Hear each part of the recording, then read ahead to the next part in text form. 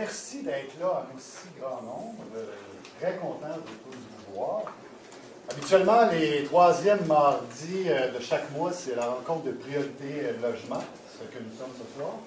Habituellement, on est entre nous, on travaille sur nos dossiers, mais on a eu envie pour la thématique de ce soir d'ouvrir un petit peu plus largement aux autres membres du comité logement et aussi aux autres citoyens de Rosemont. Donc, très content de savoir que cet appel-là vous a interpellé. Donc, je me présente. Daniel Destou, je suis agent de développement pour la démarche Décider Rosemont ensemble. Pour la plupart, on se connaît, mais certains visages que je connais moins, donc voilà. J'en profite aussi pour vous présenter ceux qui vont prendre la parole ce soir avec moi. Il y aura Martine Poitras, que vous connaissez probablement tous, mais Martine Poitras, coordonnatrice du comité logement. Mireille Jalbert, organisatrice communautaire pour le comité logement et répondante pour la démarche Décider Rosemont ensemble. Et François Saillant, porte-parole du FAPRI, qui va faire la présentation ce soir. J'en profite pour souligner la présence du maire de l'arrondissement, M. François Croteau. On est content que vous soyez là avec nous.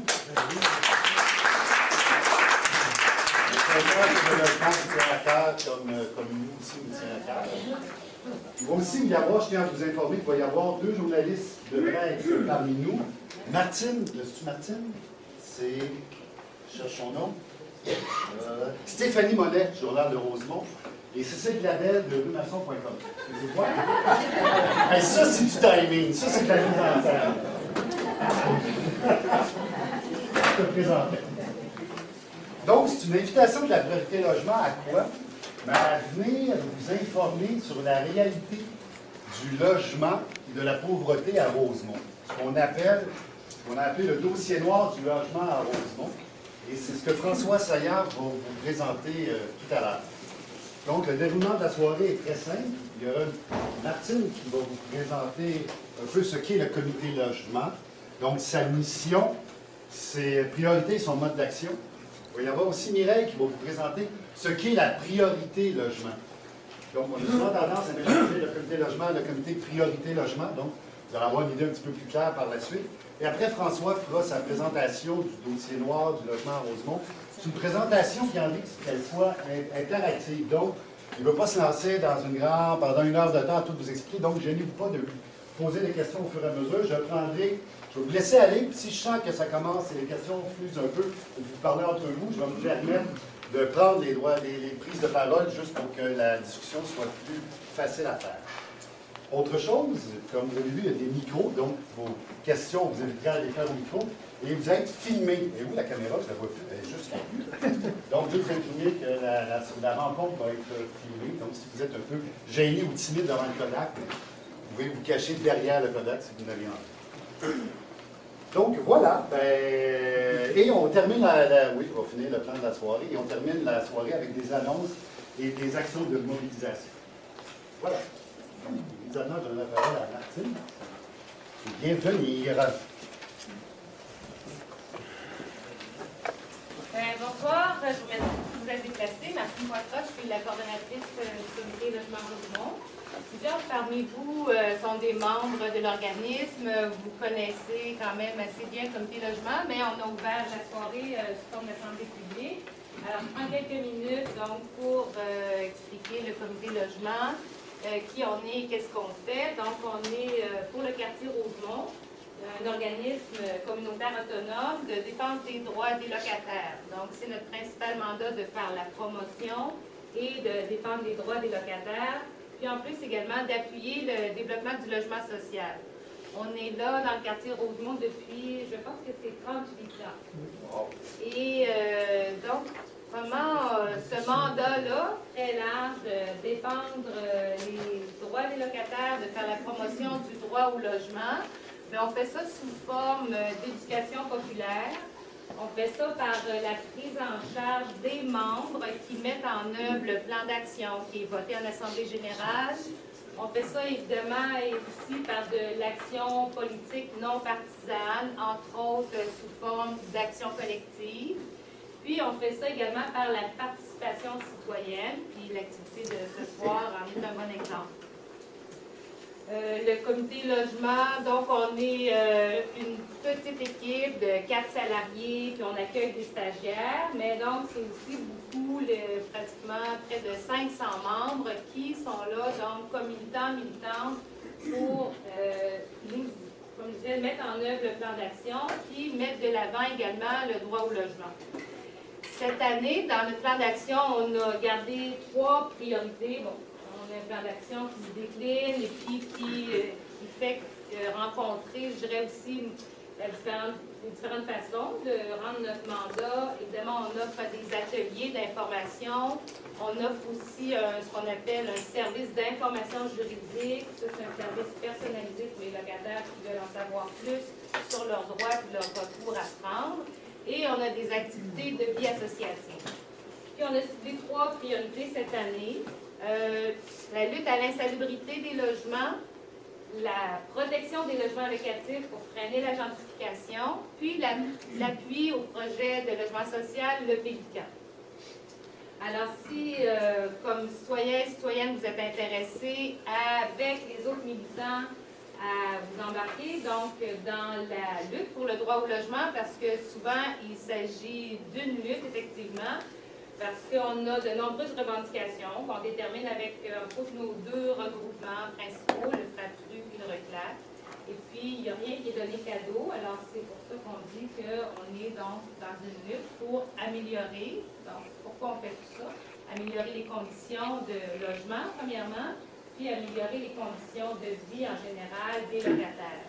Puis, évidemment, particulièrement, donc on s'adresse aux locataires à modeste puis à faible revenu.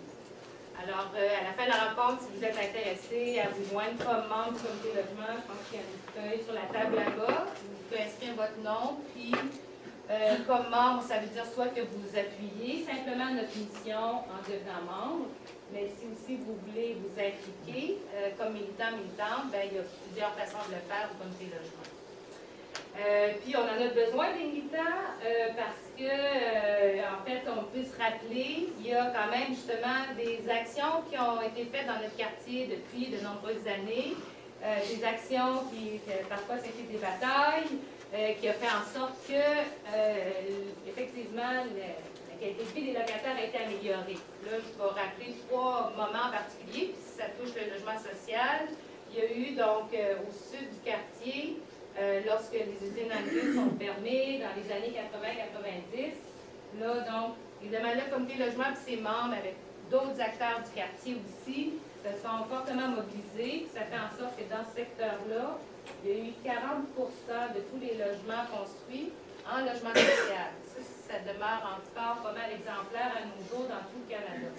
Fait que ça, c'est une victoire pour les militants du comité logement à cette époque-là, puis on s'en réjouit encore. Un autre exemple, ça c'était l'ancien centre Paul Sauvé, Beaubien, Épineux. Là aussi, donc, ça a été détruit, c'est un grand terrain. Puis sur ce terrain-là, il y a une partie aussi qui a été consacrée à du logement social. C'est l'OBNL, les habitations Nouvelles Avenues, environ 150 logements sous forme de résidence pour personnes âgées.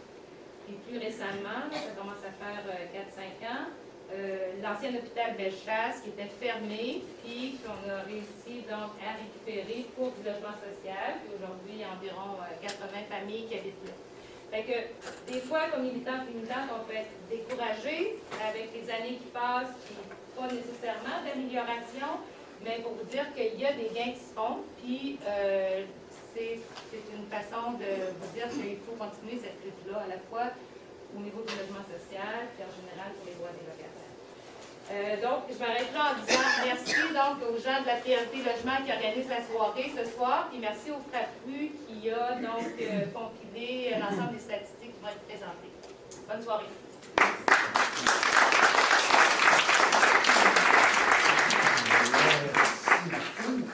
Juste avant de présenter Mireille et de te laisser la parole, je vais situer la priorité logement. Dans Décider-Rosemont ensemble, ce qu'on appelle le DRE. Donc, c'est ce pour que je travaille, c'est à la CDC de Rosemont.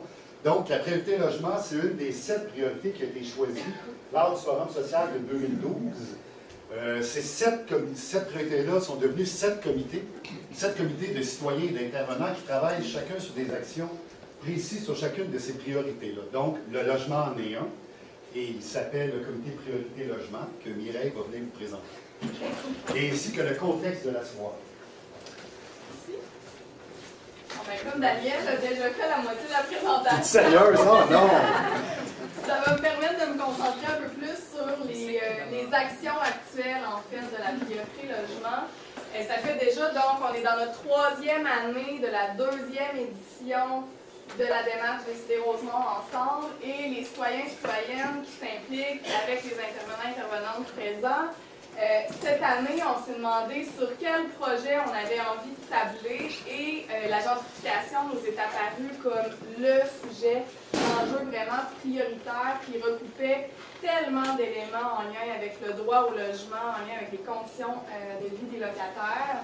Et donc, on a commencé à ramasser de l'information, on s'est rendu compte qu'il y avait énormément de gens qui se prononçaient, qui s'intéressaient à cette question-là. Et entre autres, on a de nos membres actifs qui sont allés questionner aussi du côté de l'arrondissement et qui se sont fait dire, mais en fait, on ne reconnaît pas qu'il y ait gentrification dans le quartier.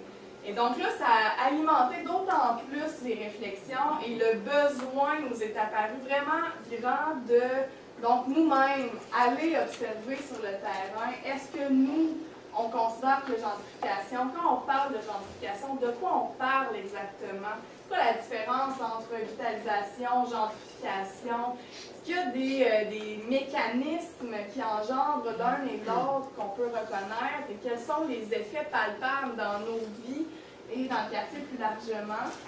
Et donc, on se lance dans cette grande enquête. Le fait d'inviter François Saillat pour venir nous présenter le dossier noir, c'est un peu pour mettre l'état des lieux actuels sur les réalités du logement présentement dans le quartier. Et éventuellement, on a une publication qu'on aimerait faire, éditer, pour pouvoir transmettre les constats qu'on a refaits et nos réflexions citoyennes sur la question de la gentrification. Et avec ces réflexions-là, on appellera la population plus largement, éventuellement les élus et les intervenants du quartier, à se rassembler dans un événement public pour que collectivement on puisse contribuer à cette réflexion-là, et de voir est-ce qu'il y a des effets, est-ce que réellement il y a gentrification, est-ce qu'on est en voie de gentrification, ou est-ce qu'on est gentrifié, où on se situe. Et puis, selon la réponse ou les réponses qu'on pourra donner, quelles sont les pistes de solutions pour en éviter les effets négatifs pour les personnes déjà exclues et marginalisées. Donc, voilà, si jamais la question vous intéresse, vous avez des connaissances ou compétences à partager, soit pour la publication, soit pour l'organisation d'événements publics, bien, vous êtes les bienvenus. Il suffit de contacter soit Daniel, soit moi pour vous joindre, pour être inscrit à la liste de diffusion. D'ailleurs, si vous avez donné vos coordonnées et votre adresse email à l'entrée, vous serez inscrit sur la liste de diffusion. Donc, n'hésitez pas à vous en assurer en sortant si vous voulez avoir toutes les informations sur nos prochaines actions. Merci d'être là. Et sans plus tarder, je vais inviter François à venir me remplacer pour le vif du sujet.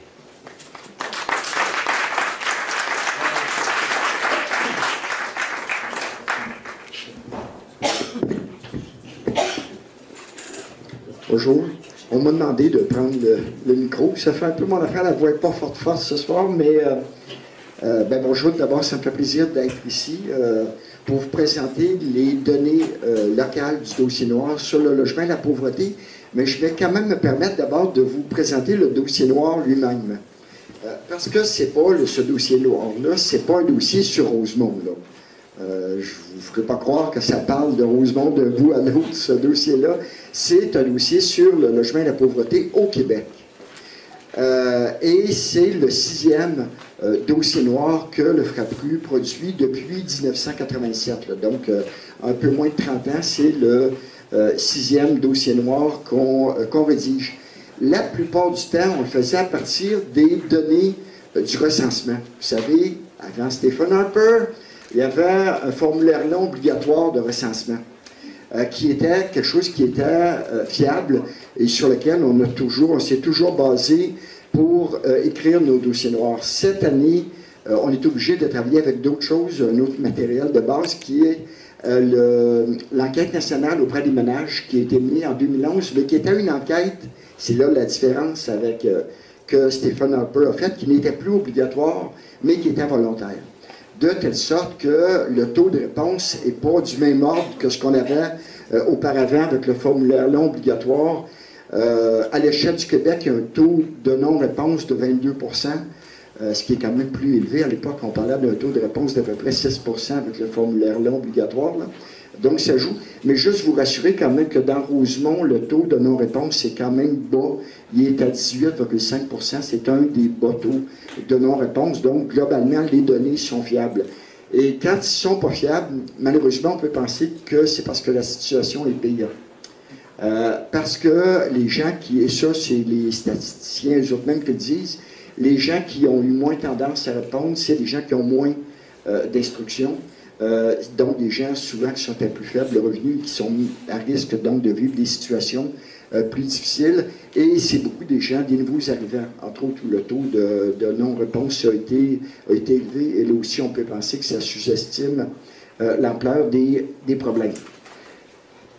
Je vous dis aussi que là, on est en train de faire une tournée avec ce dossier noir-là. On l'a lancé au mois de septembre par une conférence de presse à Montréal. Mais là, on est parti sur la route. On s'est promené un peu partout à travers le Québec. Là, pour vous donner une idée, la semaine passée, on était à Montréal, dans les quartiers du sud-ouest de Montréal, mais en même temps, on était à Rouyn-Noranda. Hier, on était à Longueuil, aujourd'hui, on est à Rosemont, et on est en train de faire un peu le tour du Québec pour présenter le dossier noir en général, mais aussi les données pour les quartiers ou les villes où on est présent. C'est dans ce cadre-là que je vais vous présenter les données pour Rosemont. Avant d'arriver à Rosemont, peut-être juste vous dire c'est quoi la conclusion générale de ce dossier noir-là. Vous la trouvez dès la page 2 du dossier, si vous l'avez entre les mains. La conclusion à laquelle on en arrive à regarder, à analyser les données de l'enquête nationale auprès des ménages, c'est qu'on vit une crise du logement au Québec. Une crise du logement qui est différente de celle qu'on vivait au début des années 2000. Vous vous souviendrez peut-être, vers 2001, 2002, 2003, il y avait des centaines de familles, de personnes qui, à l'approche du 1er juillet de chaque année, n'arrivaient pas à se trouver de logement. Et là, on avait des gens, par exemple, qu'on a hébergés à la polyvalente Saint-Henri en 2002, si ma mémoire est bonne, dans d'autres polyvalentes en 2003, même en hôtel parfois. On n'est plus là-dedans. Le taux de logement inoccupé, on peut dire qu'à Montréal, il est à peu près normal. On parle d'un taux de 3 il est plus bas dans Rosemont, par contre. De telle sorte qu'on ne peut pas dire qu'il n'y a pas de pénurie de logements locatifs dans Rosemont.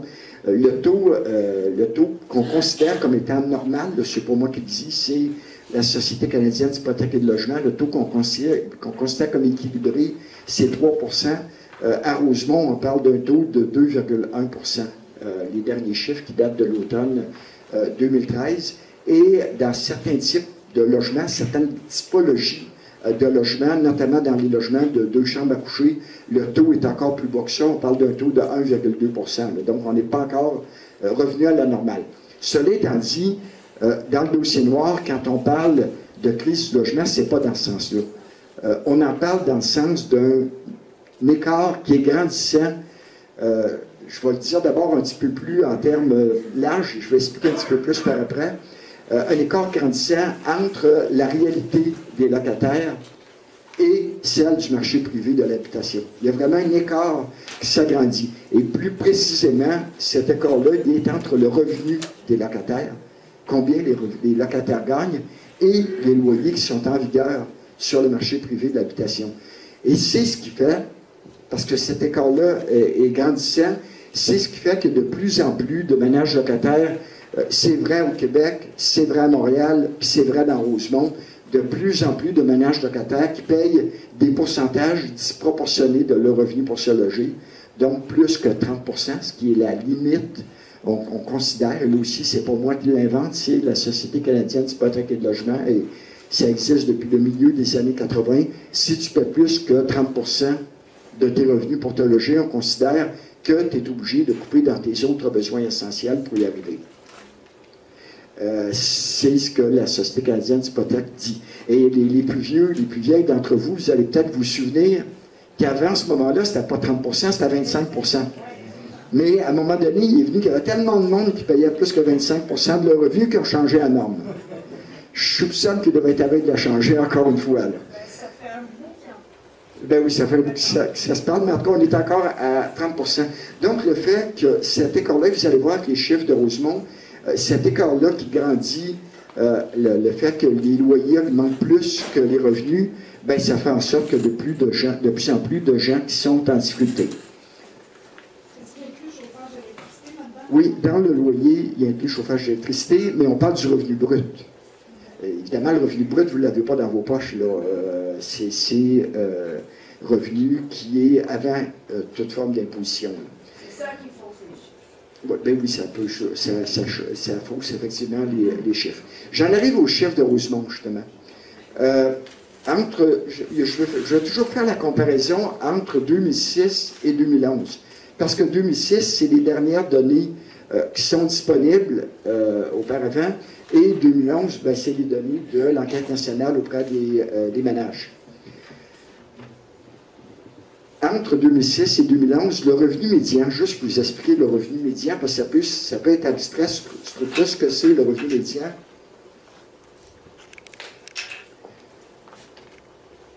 C'est vous prenez une échelle, mettons, de 100 personnes.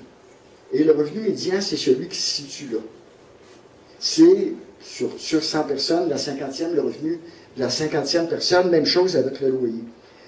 Pour nous autres, c'est un moyen de calculer qui est plus fiable que le loyer moyen. Le loyer moyen, là, si on voulait calculer le revenu moyen, on prendrait nos revenus, tout le monde dans la salle, on l'additionnerait, puis on diviserait par le nombre de personnes qui sont présentes. Mais le problème avec cette façon-là de calculer, c'est que s'il y a des gens qui ont des revenus plus élevés entre nous autres, ou des revenus qui sont vraiment très, très bas, ça peut fausser la moyenne. Donc, pour ça que nous autres, on considère que c'est préférable de parler de la médiane, donc autant du revenu médian que du loyer médian. Et de ce point de vue-là, ce que l'enquête nationale auprès des ménages nous révèle, c'est que dans Rosemont, et quand je parle de Rosemont, je parle vraiment du quartier Rosemont, je ne parle pas de l'arrondissement Rosemont, Petite-Patrie, je parle vraiment du quartier Rosemont, le loyer des locataires a augmenté sur 5 ans, pas le loyer, le revenu, de 9,6 %.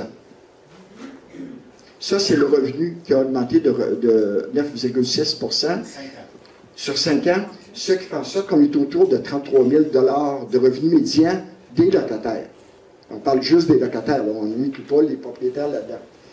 Et si on regarde du côté des loyers, à ce moment-là, on se retrouve avec une hausse de 12,5 %. Donc, vous voyez que les loyers ont augmenté plus que les revenus. Et ça, je vous dirais que là-dessus, Rosemont est un peu plus bas. L'écart est moins grand qu'à l'échelle de Montréal. À l'échelle de Montréal, l'écart s'est agrandi plus que dans Rosemont entre le revenu des locataires et le loyer que ces locataires-là ont à payer, oui. C'est que le revenu moyen a augmenté de 9,6 %. Revenu médian, oui. Médian. Mais les pensions, non. Non, ça c'est clair. Et Ça, le nombre de personnes en oui. Ça, il faut faire attention à ça, effectivement. C'est pas tout le monde qui a eu ce type. C'est une moyenne, ce truc-là. Mais, effectivement, il y a des gens dont le revenu n'a pas augmenté de cette façon-là. On peut penser, effectivement, aux pensions. On peut penser aux gens à l'aide sociale. Les prestations d'aide sociale n'ont vraiment pas augmenté autant que ça. On peut penser aux prestations d'assurance emploi qui ont le plus tendance à aller à la baisse qu'à la hausse. On peut penser à diverses, même à la Régie des rentes du Québec, le taux n'a pas augmenté nécessairement de la même façon. Donc, il faut faire attention. Là. Et c'est là que vous allez voir d'ailleurs, quand on va arriver aux données, c'est les plus pauvres qui ont goûté le plus. Parce que, justement, le revenu n'a pas nécessairement augmenté du même ordre. Oui. Est-ce qu'on peut dire que l'écart, qui est moins grand dans certains cas, est-ce que ça peut avoir une relation entre ça, le fait d'être actif, le fait d'être organisé, d'être mieux organisé comme groupement dans un quartier, de bénéficier manifester plus souvent, d'être vu plus souvent, ça peut avoir des effets.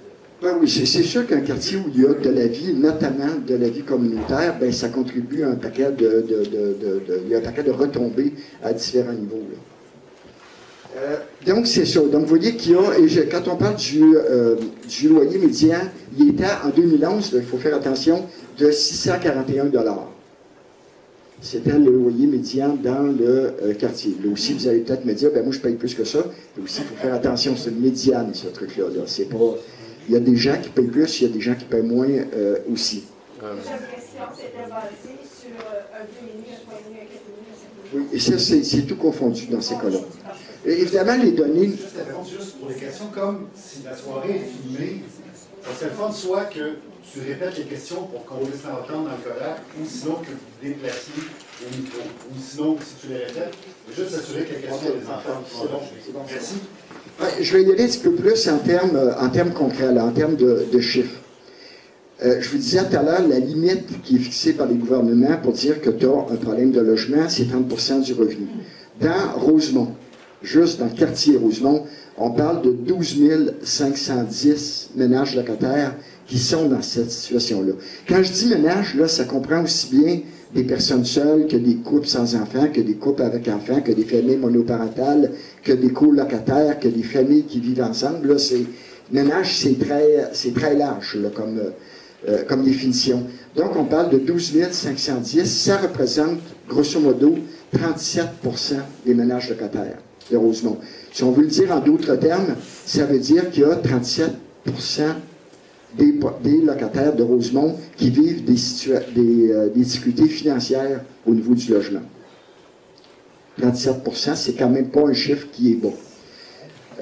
Si on parle maintenant de ménages qui paient plus de 50%, on dit à 30%, tu es obligé de te priver de certaines choses pour arriver à payer ton loyer. Là, on parle de gens qui paient plus de 50% de leur revenu pour se loger. Donc, situation, évidemment, encore plus dramatique.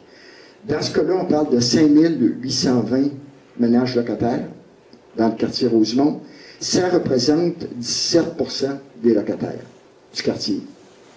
Et dans ce cas-là, l'augmentation entre 2006 et 2011 a été de 4,6%. Et là, j'arrive au pire. À 30%, tu coupes dans tes besoins essentiels. À 50%, tu coupes encore plus, mais à 80%. Qu'est-ce qui te reste pour vivre quand tu consacres les 4/5 de ton revenu pour te loger? Ben, tu survis et tu es obligé, pour survivre, d'aller dans les banques alimentaires. Et même en allant dans les banques alimentaires, parce que vous le savez, dans les banques alimentaires, tu ne peux pas aller là 7 jours par semaine, 3 repas par jour. Tu as des limites, ce qui fait en sorte que bien souvent, tu vas sauter des repas. Tu vas aller chez des gens qui peuvent t'accueillir. Si tu as des gens, si tu n'es pas isolé, si tu es isolé, ben, tu sautes des repas. Et on peut même se dire que même en faisant tout ça, il y a des gens qui n'y arrivent tout simplement pas à payer. Et c'est surtout pas moi qui vais les blâmer. Et dans ce cas-là, on parle de 2735 ménages locataires de Rosemont. C'est 8% des locataires de Rosemont qui sont dans cette situation vraiment extrême-là. Et dans ce cas-là, tenez-vous bien, l'augmentation des gens qui payaient plus que 30%, c'était à 1%. Les gens qui payaient plus que 50%, c'était à 4%. Dans ce cas-là, on parle de 19%.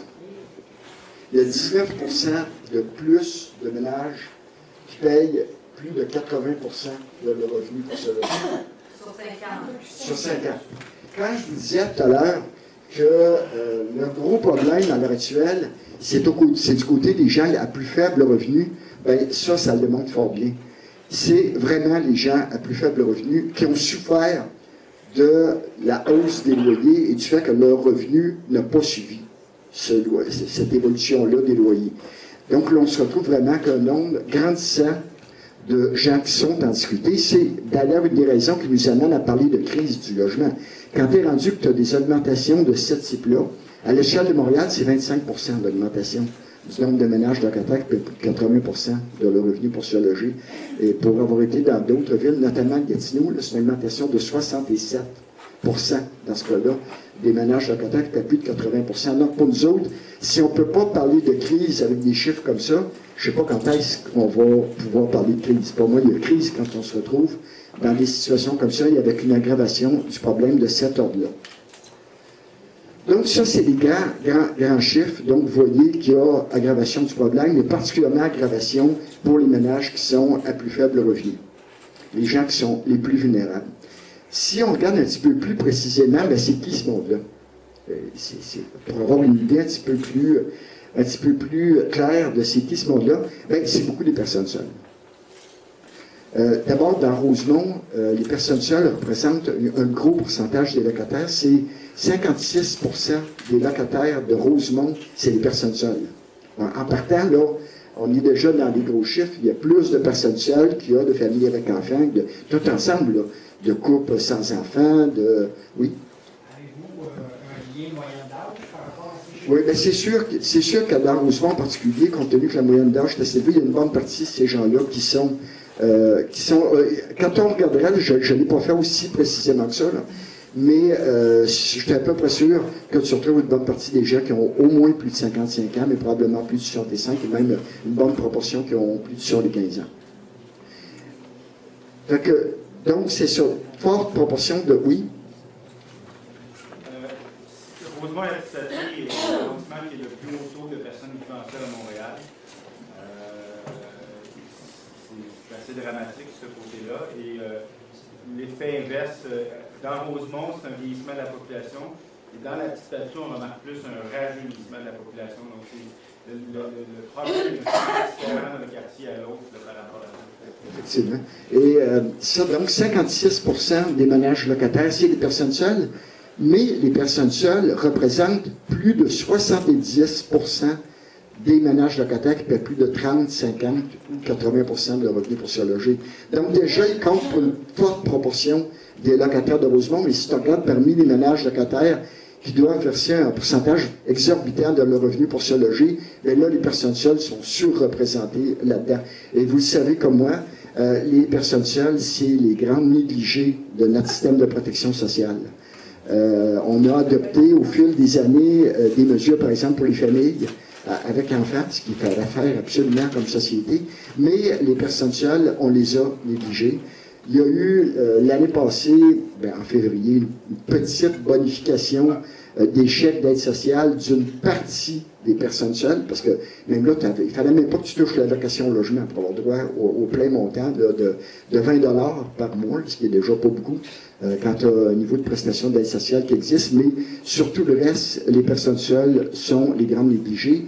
Et par exemple, si on prend l'exemple du programme d'allocation au logement, là, vous savez, le programme où tu peux toucher jusqu'à 80 $ par mois pour t'aider à payer ton loyer, bien, le programme d'allocation au logement, l'âge baisse, a baissé au cours des dernières années. L'année prochaine, il va être à 50 ans. Là, donc, si tu as plus que 50 ans, tu as droit à une allocation au logement.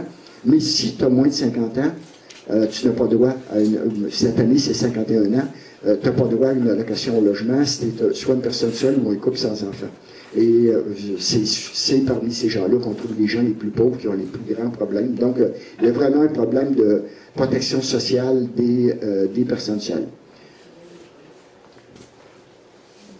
Si on va en termes d'âge, bien là, je vais probablement vous surprendre. Je vais faire un petit test.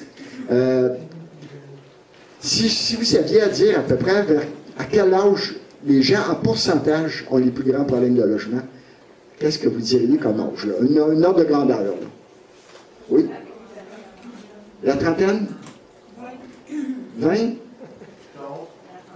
Pardon? 40? 50? Alors, des enfants ont l'âge d'entretenir une maison pour le secrétaire d'entreprise. Oui, bien, c'est... peu importe mon âge. Bien, la surprise, en termes de pourcentage, c'est les jeunes. 15 à 24 ans. 20 ans est à bon. C'est vraiment là où il y a la plus forte proportion de gens de ménages qui doivent consacrer un pourcentage exorbitant de leur revenu pour se loger. Pour vous donner un ordre de grandeur, là, des ménages de 15 à 24 ans qui paient plus de 30 %, ben c'est 55 % des ménages locataires. Ceux qui payent plus que 50%, c'est 26% des ménages locataires et plus de 80%, c'est près de 13% des ménages jeunes. Par contre, en termes de nombre, c'est pas ça. En termes de nombre, parce que là, c'est un pourcentage, ça.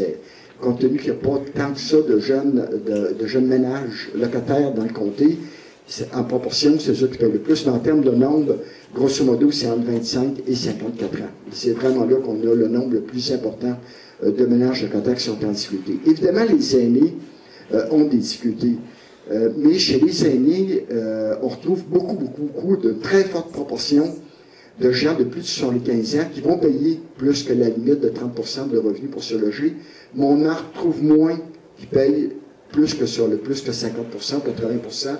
La proportion de personnes âgées qui sont dans ces situations-là est moins grande que pour les ménages qui sont moins âgés, qui sont plus jeunes. Et finalement, la dernière chose qu'on voit quand on regarde les statistiques, c'est la question du statut d'immigration. Plus tu es arrivé récemment au pays, plus tu as des risques d'avoir de gros problèmes de logement, et notamment les ménages, les nouveaux arrivants, les gens qui sont arrivés entre 2006 et 2011. Là, les proportions sont vraiment très fortes de ménages en difficulté. Dans ce cas-là, on parle de 18% des ménages de nouveaux arrivants, arrivés au cours des 5 dernières années, qui paient plus de 80% de leur revenu pour se loger. Et si vous regardiez d'autres statistiques, là, entre autres la taille des logements, ben, c'est évidemment les ménages d'immigration plus récente qui habitent vraiment dans une beaucoup plus forte proportion que les autres ménages dans des logements qui sont trop petits par rapport à leurs besoins. Il y a même un pourcentage assez élevé, je pense que c'est 4%, qui manquent plus de 2 chambres à coucher dans leur logement, plus de 3 chambres à coucher, pardon, dans leur logement. Donc, il y a vraiment un problème à ce moment-là de logement qui est trop petit, de densité, d'entassement des gens dans un logement qui est trop petit. Et ça, par rapport au restant du Montréal, Rosemont se situe dans la moyenne ou Rosemont est plus... Je dirais que généralement, Rosemont est en meilleure situation que Montréal dans son ensemble. Et évidemment, si tu vas dans des quartiers, je pense, j'ai fait une conférence de presse il y a quelques semaines dans le quartier Côte-des-Neiges. Là, tu es vraiment dans l'extrême difficulté. C'est hallucinant, les chiffres du recensement pour ce quartier-là. Évidemment que si tu vas dans Montréal-Nord aussi, mais il y a d'autres, ça ressemble pas mal à la réalité des quartiers environnants quand même. C'est pour tout type de problèmes confondus, mais sur l'immigration? Particulièrement sur les questions financières, la capacité de payer ton loyer.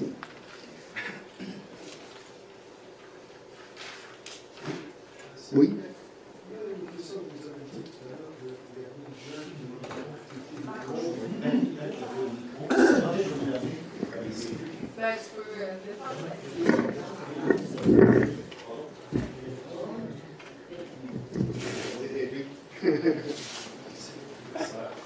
Bonsoir tout le monde, bonsoir monsieur. Vous avez dit tout à l'heure que pour les jeunes ou les personnes qui sont seules, ils ont des difficultés de payer le loyer. Vous savez, l'aide sociale n'aide pas les gens qui ont les problèmes, parce que s'ils partagent le logement, après 1 an, la loi elle accuse comme quoi c'est des conjoints, soit hommes ou femmes. À cause de ça, des difficultés de logement. Est-ce qu'il y a une possibilité de faire une pétition pour les députés pour qu'ils enlèvent, ou sinon il arrange cette loi pour les gens, ils peuvent se permettre de partager le logement pour payer leur loyer. Parce que dans 2 ans, 3 ans, la vie devient chère et les gens ils sont plus capables de payer le loyer. Hein.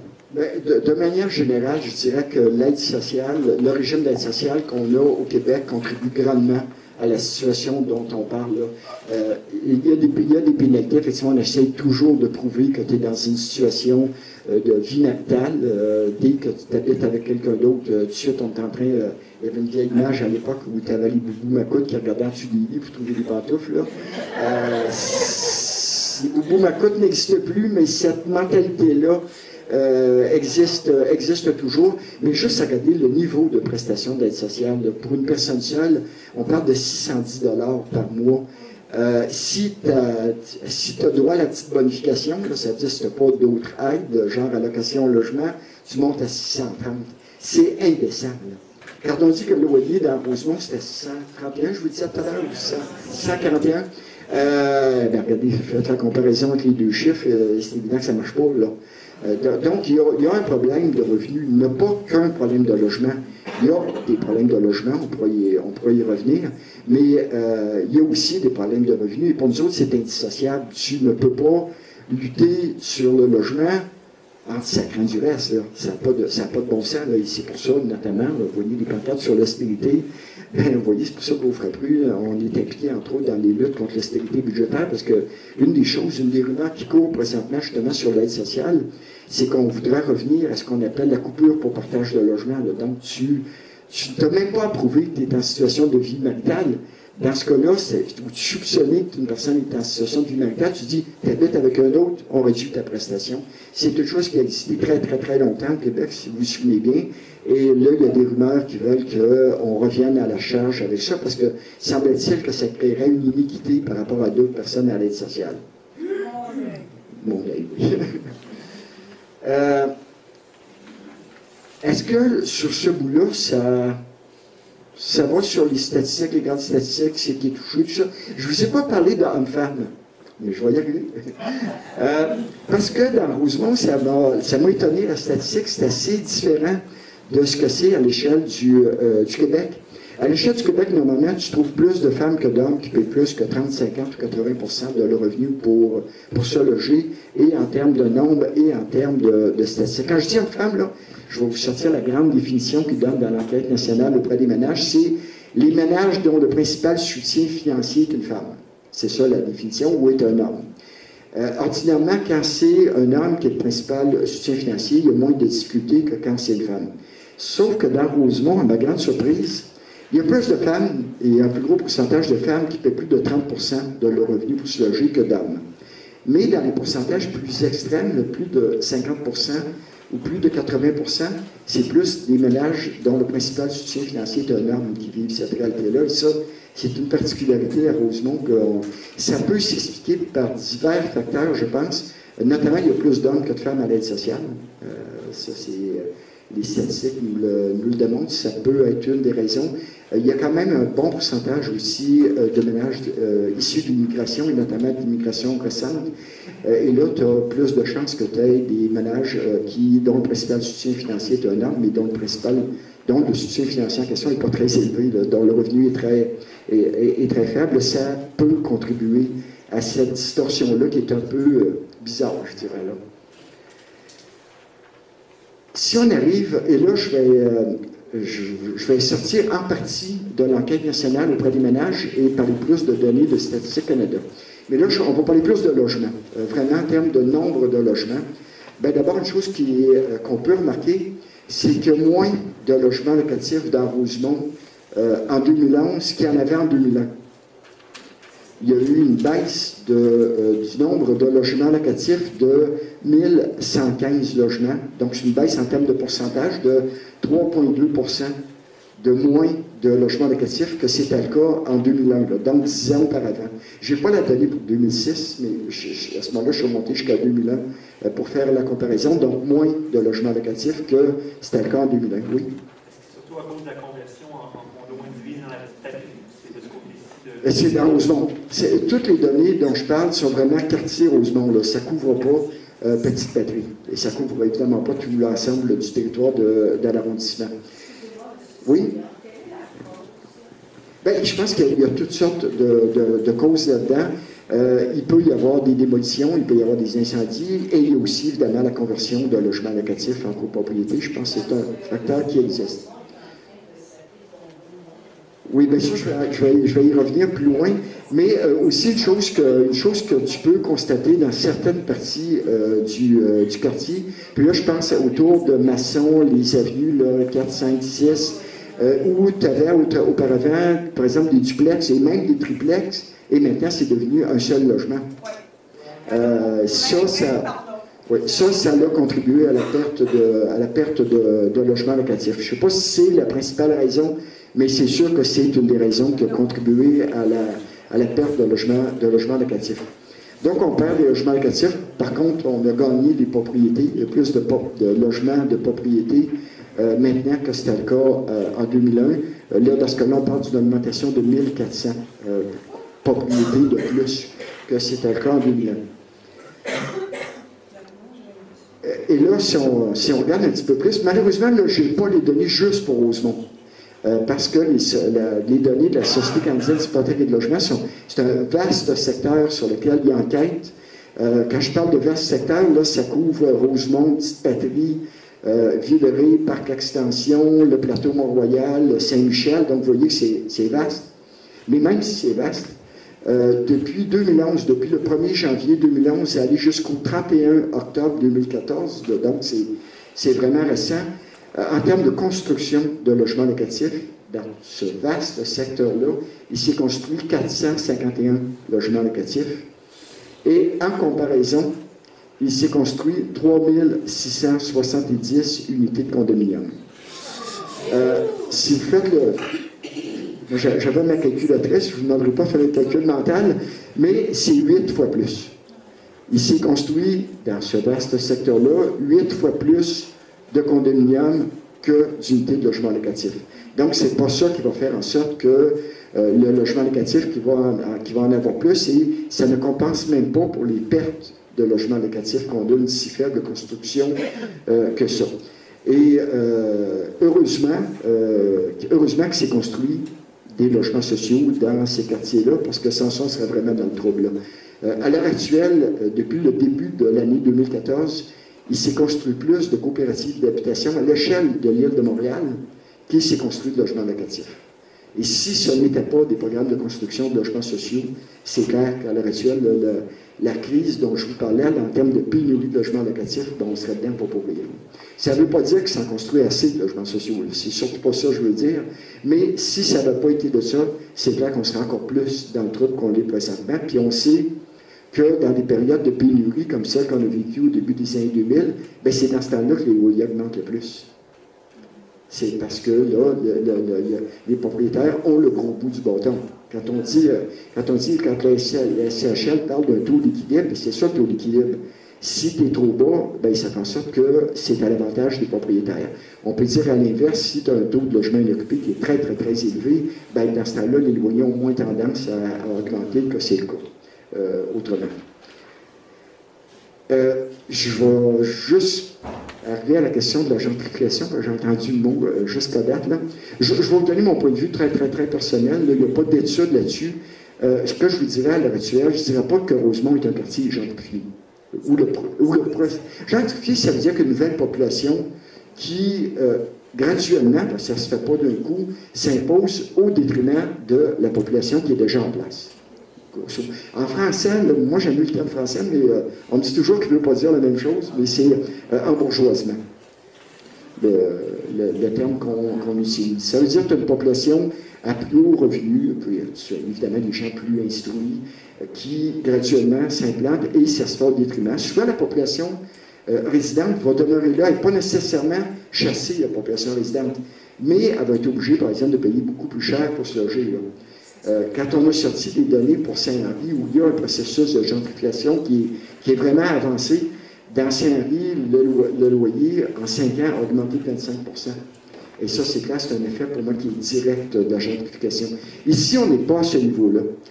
Moi, je pense que, justement, des phénomènes comme ceux qu'on parlait tout à l'heure, d'un triplex ou un duplex qui devient un seul logement, de la conversion de logements locatifs en copropriété, la construction uniquement de condos et à peu près pas de logements locatifs, ben, ça fait en sorte qu'on est entré dans ce processus-là.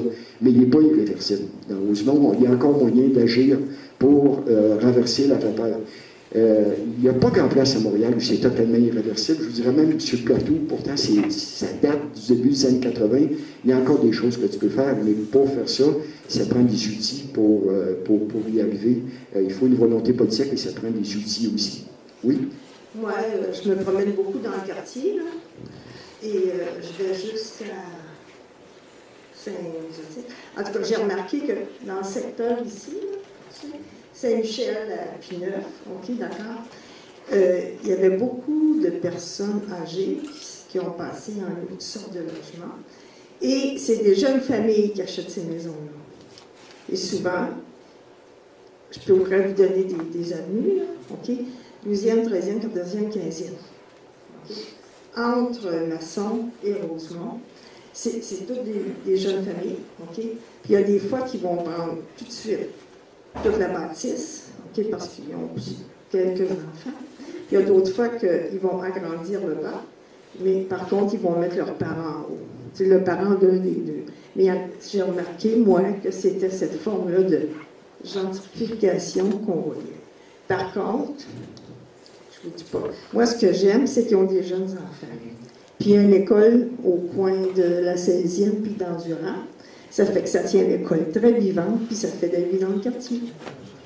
Ben, je pense qu'il y a un chemin. Comment je dirais ça? Ben, d'abord, le fait qu'il y ait des jeunes familles puis des enfants dans Rosemont, c'est surtout pas un tort, là. Le quartier a besoin de ça pour vivre. Et de toute façon, c'était le cas auparavant, là.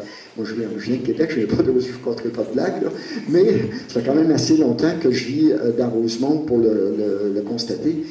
C'est clair qu'il y avait de moins en moins de familles avec enfants. Qu'il y ait ce retour-là, je pense que c'est une bonne chose.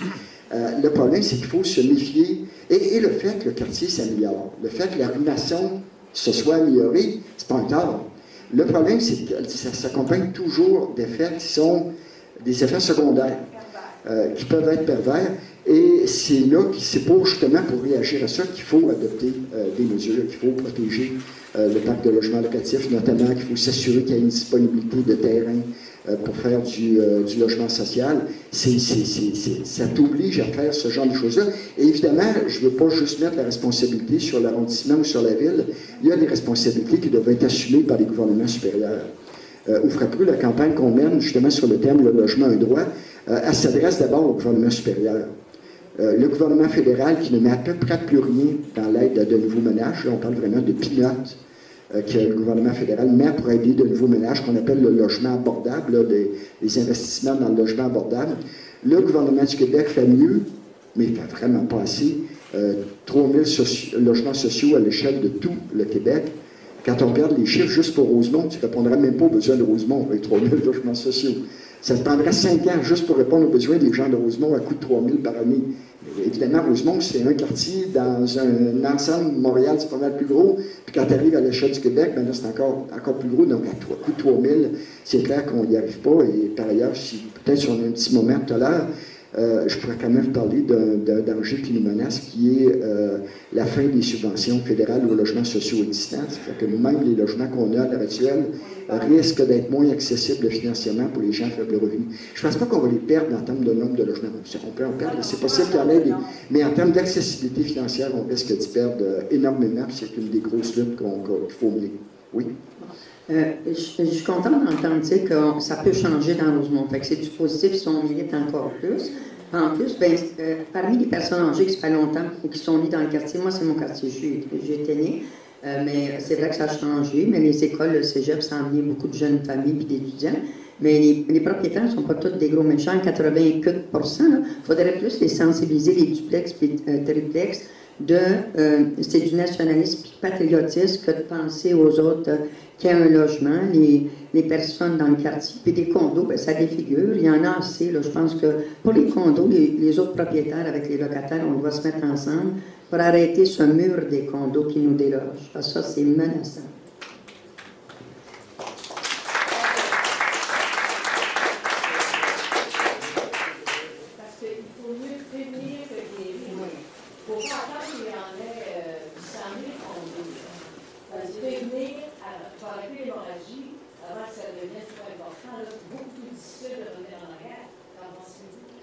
Pour moi, c'est clair. Puis ça, il y a deux façons de le faire. D'abord, c'est de renforcer les lois ou les règlements pour qui bloquent carrément le fait de la transformation de logements locatifs en copropriété. À l'heure actuelle, tu as des moyens de contourner la loi, notamment par le biais de la conversion en copropriété indivise. Alors que quand on parle de copropriété divise, ça, c'est pas interdit par la loi. La copropriété divise peut être interdite par la loi et il y a des pouvoirs qui sont donnés aux villes et dans le cas de Montréal, aux arrondissements, pour pouvoir agir contre le condominium, ce qu'on appelle la copropriété divise. Mais avec l'échappatoire à l'heure actuelle, ben, tu contournes cette loi-là. Il faut arriver à la renforcer ici. Il faut aller voir jusqu'au bout, est-ce que l'arrondissement a les pouvoirs? Je sais que le comité de logement de la petite patrie a fait une enquête qui dit que oui. Je sais que l'arrondissement a répondu que non. Ben là, à ce moment-là, selon ce qui arrive, selon le dialogue qu'on devrait avoir là-dessus, ben, s'il faut demander des pouvoirs supplémentaires à Québec, ben là, faisons-le ensemble. Allons demander que l'arrondissement ait le pouvoir d'interdire totalement s'ils nous disent qu'ils n'ont pas ce pouvoir-là. Pour moi, il y a ça. Donc, il faut protéger plus le parc de logements qu'on a déjà. Et l'autre chose, c'est qu'il faut qu'il y ait plus de logements sociaux. Je vous le disais tout à l'heure qu'essentiellement, la construction de nouveaux logements locatifs, si on parle de logements locatifs qui sont à loyer, que les gens peuvent payer, ben, la seule façon d'y arriver, pour moi, c'est le logement social. Et à ce moment-là, ben, il faut plus d'argent des gouvernements supérieurs.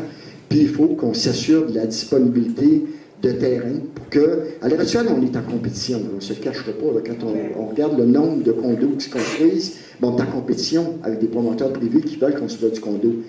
Le problème, c'est que tu te bats à armes inégales. Il n'y a pas beaucoup de logements. Les subventions sont souvent insuffisantes. Et en plus, faire du logement social, malheureusement, c'est lent. Tandis que ces gens-là ont les moyens d'aller plus vite.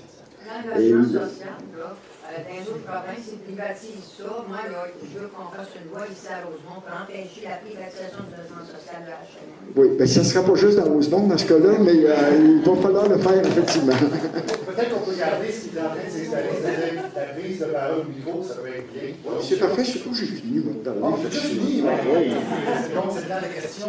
On peut vous laisser finir. Vous voulez parler d'une campagne nationale? Ah ben, je peux en parler à la fin là, pour la question de la protection des logements sociaux licitables, mais compte tenu que c'est un peu une parenthèse. OK.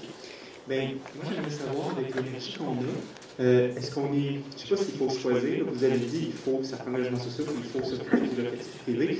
Et avec l'énergie qu'on a, est-ce qu'on est mieux de consacrer notre énergie sur la protection de l'abordabilité des logements privés ou de concentrer nos énergies pour revendiquer du logement social? Moi, je pense qu'on est obligé de faire les deux. On n'a pas le choix que de faire les deux. Si tu agis juste sur un plan, tu sais, juste, par exemple, protéger les logements qu'on a, qui sont des logements privés, dont les loyers augmentent quand même, bien, il y a déjà des gens qu'avec juste avec cette offre-là de logement, bien, c'est clair que ces gens-là vont rester dans la pauvreté. Le logement social permet de sortir plus. Il sort du marché spéculatif. Là. Il sort de cette logique-là que le logement, c'est faire de l'argent. Pour moi, c'est un indispensable logement social. Mais en même temps, si tu fais des logements sociaux en nombre qui demeure insuffisant, puis pendant ce temps-là, tu perds des logements locatifs, et c'est souvent les plus abordables que tu perds, privés, bien, c'est sûr que tu comptes pas. C'est pour ça qu'il faut lutter sur les deux plans. Puis est-ce que je peux poser une deuxième question? Ah, merci. Est-ce que vous pourriez être un petit peu plus précis sur les outils dont vous parlez pour, par exemple, maîtriser la gentrification ou avoir des terrains à disposition pour faire du logement social ou toute mesure qui permet de le réaliser? Par exemple, je suis plus familier avec la situation de la petite patrie. Le terrain n'est pas achetable, on ne produit plus de logement social là, puis la stratégie d'inclusion de logement social et abordable n'est pas applicable parce qu'il n'y a pas un promoteur dont les projets atteignent le seuil d'admissibilité qui est de 200 unités par projet. Et parallèlement, les droits de mutation sont ridicules et le vendeur n'en paye même pas, il encaisse un gros chèque. Je pense que la situation, c'est l'acheteur qui paye les droits de mutation assez faibles. Moi, j'aimerais s'il y avait une avenue ou c'est quoi les avenues que vous préconisez? Je pense que M. Croteau a peut-être une précision. Je ne sais pas si vous voulez faire un micro. Là. Pour ce qui est de l'inclusion de logement social et abordable, c'est une stratégie. Que ce soit une politique, puis on a toujours demandé une politique. Parce qu'une stratégie, ça demeure non obligatoire et c'est des objectifs. On aimerait avoir une politique qu'elle soit obligatoire. Donc, la stratégie, on peut la changer. Ce qui fait que dans Rosemont, on l'a changé à la baisse. Donc, actuellement, elle est à 50 unités plus, 20% de logements sociaux et 20% de logements communautaires. En quartier Rosemont. Oui, dans Rosemont et Petite Patrie. Donc, c'est 40% d'inclusion pour les 50 unités et plus. On a travaillé avec Bâtir son quartier qui nous disait que le 50 unités est le chiffre, le limite où c'est possible de le faire. En dessous de ça, les subventions gouvernementales ne permettent pas de le faire. Donc, on a travaillé avec Yann Omer Cassin, entre autres, sur cette question-là. Ce qui fait qu'on a abaissé de beaucoup le niveau actuellement pour permettre, justement, dans certains quartiers qui n'avaient plus vraiment de projet de 200 unités, de pouvoir quand même faire l'inclusion des logements sociaux et donc le seuil, c'est rendu 50 unités. 50 unités. Et ça, c'est une stratégie. Donc, un arrondissement peut décider de changer la stratégie d'inclusion. Et 20 de logement social, 20 de... Oui. OK. Qu'est-ce que vous penseriez d'outils comme de se doter d'une réserve foncière ou d'augmenter peut-être les lois de mutation pour cotiser au Fonds de développement de Montréal? Qu'est-ce que vous pensez? On l'a demandé au Conseil de ville la semaine dernière dans le PTI de Montréal qui met 3 millions de dollars sur 3 ans pour acquérir des terrains de logement sur un PTI de 4,8 milliards. Donc, la ville va simplement consacrer 3 millions à l'acquisition de terrains. Nous, on a demandé qu'il y ait au moins 13,5 millions d'ajouter pour l'acquisition de terrain et le maire Coder a refusé notre demande. C'est clair que c'est deux des outils là, pour la question du logement social. Autant une politique d'inclusion obligatoire, c'est-à-dire le fait que ça soit obligatoire, incontournable et que ça ne s'agisse pas juste de dire je vais mettre mon argent dans un fonds pour échapper aux règles, qu'il soit obligatoire, qu'il fasse ça. Et pour moi, la part de logements sociaux doit respecter la part de gens à faible revenu qu'il y a dans un quartier. 20% de logements sociaux, c'est mieux que 15%, mais c'est pas assez. Pour moi, c'est clair que c'est pas assez. Surtout que le logement abordable, malheureusement, ça veut dire tout et son contraire. C'est-à-dire, un logement est abordable en fonction de tes revenus. Ça peut être bien abordable pour quelqu'un puis pas abordable pour l'autre. Un logement social, ça a l'avantage d'être un logement social. Par rapport à la Charte des droits, le droit d'avoir un logement, ça fait partie de la Charte des droits. Quand on dit qu'on n'a pas de politique, la Charte des droits, c'est prioritaire, le droit au logement pour toutes les classes sociales, y compris pour les faibles à faible revenu, les pauvres. Si c'en est un, parce que des droits de l'homme, c'est un droit, c'est pas juste une politique. C'est dans la Déclaration universelle des droits de l'homme et dans le Pacte international sur les droits économiques, sociaux et culturels, le droit au logement. Malheureusement, dans nos chartes au Québec et au Canada, ce n'est pas là explicitement. C'est là implicitement, mais c'est pas explicite. C'est une des, je ne dirais pas que c'est la principale bataille qu'on mène, mais c'est une des revendications qu'on porte, que ce soit reconnu explicitement. D'ailleurs, c'était une des recommandations de la Commission des droits de la personne et des droits de la jeunesse, que ce soit explicite le droit au logement, mais ça a fait peur au gouvernement qu'on reconnaisse ce droit-là, parce qu'ils disent, on va-tu se retrouver devant les tribunaux avec quelqu'un qui va invoquer son droit au logement. Oui, bonsoir. Vous parliez tantôt des subventions de logements sociaux. Qu'est-ce qui arrive? Qu'est-ce qui va arriver si nos chers gouvernements, peu importe quel palier que ça se trouve, s'ils les coupent? Bien, malheureusement, c'est bien beau, mais la classe, mettons, les 30% et moins, là, ils vont commencer à en arracher encore un peu plus. Bien, deux choses. Si on parle de nouveaux logements sociaux, je vous disais tout à l'heure qu'ils financent 3000 logements sociaux. Cette année, 1100, je pense, à Montréal, quelque chose comme ça. Ce programme-là, il est là à l'heure actuelle, il est assuré encore d'ici la fin de l'année, mais on ne sait pas ce qui va arriver dans le prochain budget. Et avec toutes les politiques d'austérité budgétaire du gouvernement Couillard, ben, on nous a dit que tout était sur la table. Quand on a rencontré les gens du gouvernement lors de la consultation là, sur ce qu'on appelle la révision permanente des programmes, qui est coupé 3,2 milliards pour 2015-2016, ce qu'on doit couper. Ben, est-ce que dans le possible, ça pourrait dire qu'on abolit ce programme-là? Est-ce que ça pourrait vouloir dire qu'on réduit le nombre de logements qui est déjà insuffisant par rapport aux besoins? Est-ce que ça veut dire qu'on dirige le programme autrement, qu'on le fait plus en fonction de certaines couches de la population? Tout est sur la table, on ne sait pas. Donc, c'est une bataille, là, quand je vous disais qu'il y a des batailles à mener, c'en est une. Mais si on parle des logements sociaux déjà existants, là, les coopératives d'habitation, les logements sans but lucratif, les HLM, où on vit, malheureusement, c'est déjà commencé. Et c'est déjà commencé. En 2015, il va y en avoir beaucoup qui vont tomber, de logements qui vont perdre leur subvention. À l'échelle du Canada, c'est 25 000 logements sociaux qui perdent leur subvention en 2015, puis 24 000 autres en 2016. C'est énorme. Au Québec, là, juste en termes de coopératives d'habitation, l'année prochaine, en 2015, il y a 2000 logements coopératifs. C'est 88 coopératives au total qui perdent totalement leur subvention.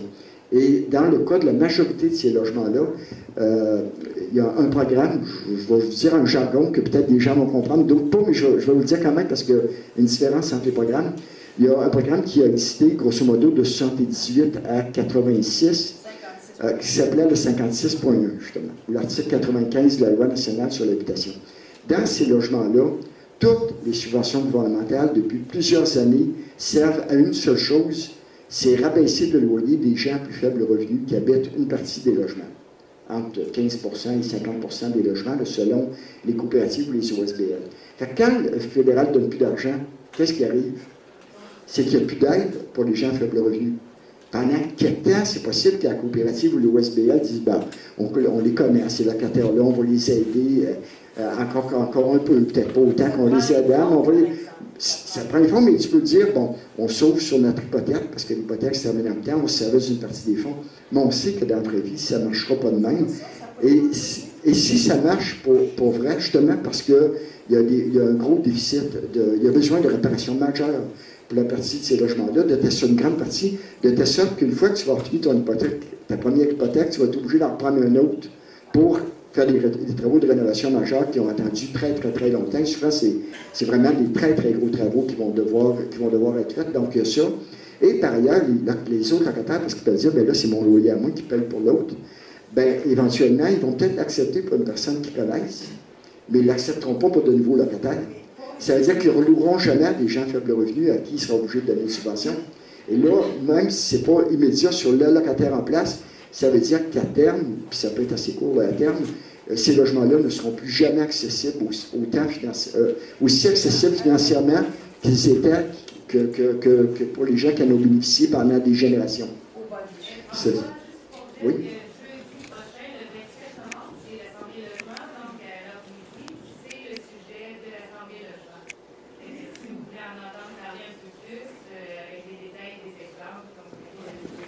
Je vais juste quand même, je ne veux pas te voler le scoop, mais juste dire que quand même, éventuellement, ça va être plus loin, mais vers la fin de la décennie 2010, les HLM vont commencer à toucher.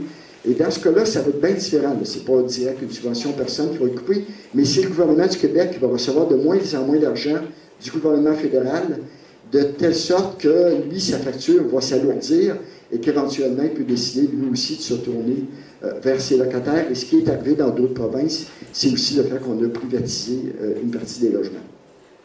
Il ne s'agit pas de partir en peur, on a du temps devant nous autres pour mener cette bataille-là, mais disons que quand on parle de retraite du fédéral, c'est gros, ça touche les 3/4 des logements sociaux du Québec. Il ne faut pas oublier les PHI, les prêts hypothécaires indexés. Oui, il y a ceux qui vont l'être touchés. Ils vont l'être touchés particulièrement sur l'aspect des suppléments loyers qui vont être perdus. Le gouvernement du Québec a accepté les premiers suppléments loyers que le fédéral a mis fin à l'aide. Il a décidé de les prolonger jusqu'en 2018. Mais qu'est-ce qui va arriver à partir de 2018, on ne sait pas. Et par ailleurs, il l'a prolongé juste pour les locataires qui étaient déjà dans ces logements-là. S'il y a des nouveaux locataires qui rentrent, il va falloir qu'ils payent le même loyer. Vous perdez un peu dans votre technicité à la question. C'est pas servi. Moi, je travaille à la formation de la FECHIM. Il me semble que c'est à l'automne, octobre 2011. Et il disait qu'il n'y avait plus de maximum de revenus pour appliquer dans une coopérative, que quand même que tu avais 50, 60 000, en tout cas, il enlevait le maximum de revenus, donc tout le monde pouvait appliquer. Je me questionne un peu par rapport à tous les besoins qu'on a à Montréal. Pourquoi ils ont été comme changer les politiques en 2011 pour qu'il y ait un maximum de gens qui appliquent, puis finalement d'attribuer, les CA, ils ont comme la liberté d'attribuer le logement un petit peu à qui ils veulent. L'autre question, c'est, je me demande, c'est quoi le pourcentage d'occupation des coopératives pour avoir fait partie d'une coopérative où il y avait régulièrement 4 logements vides à l'année, entièrement rénovés. Et je trouve que la question de madame est intéressante par rapport à la privatisation HLM, parce que ça aussi, c'est quelque chose que j'ai entendu souvent, qu'il y avait des gestionnaires de coopératives qui voulaient s'approprier des coopératives. D'abord sur le programme Axiologie, parce que le gros problème présentement au Québec, c'est qu'il existe un seul programme de logement social, c'est Axiologie.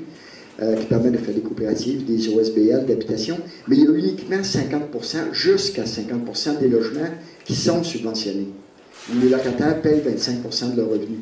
Les autres, c'est le loyer qui est à peu près celui du marché. Donc, c'est un loyer cher.